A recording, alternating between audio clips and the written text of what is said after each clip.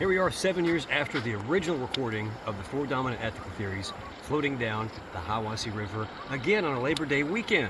It's now 2023, and today, rather than myself talking about Kantianism, Utilitarianism, virtue ethics, and care ethics, I'm going to give my beautiful family a try. So first we're going to start with virtue ethics presented by my lovely wife, Lisa.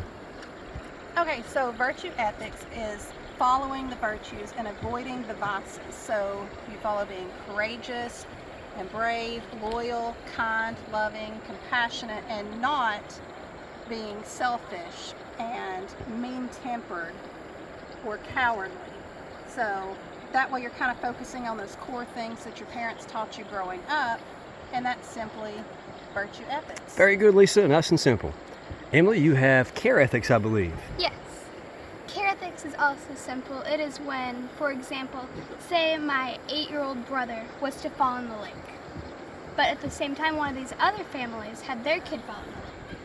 Care ethics is about you would save the one that you love and the one that you know and everything. So for care ethics, I would immediately save my brother and go in and save him instead of going to get the other person. Very good, Emily. And speaking of your brother, Noah, you're going to tell us a little bit about utilitarianism. How does that work? Utilitarianism is when like my dad, he had a pack of cookies like this,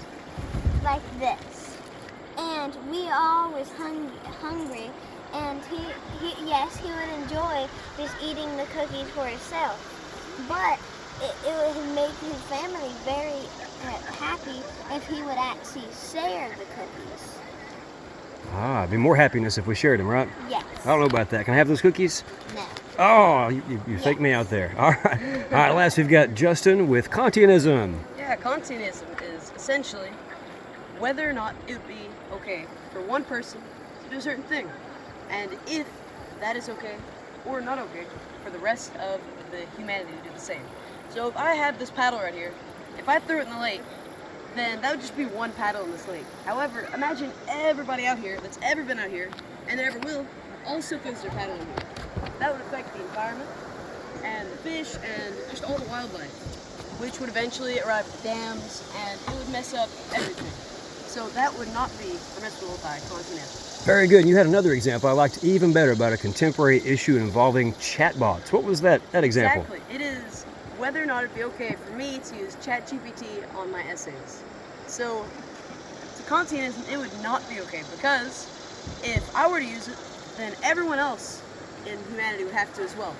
Therefore, teachers and all of our grades would no longer be meaningful at all, because that's just the chatbot using all of the internet for its answers, which we don't have all the internet in here. So it would not be okay, and all the diplomas we get would not count. The Kantian ethics just summed up, it is whether or not it'd be okay for one person to do something if the rest of humanity decided to do the same thing. Very good, family. I very much appreciate it. Thanks so much for helping me re-record this. They were just a little bit nervous about it, but I think they did great. Y'all give yourselves a round of applause.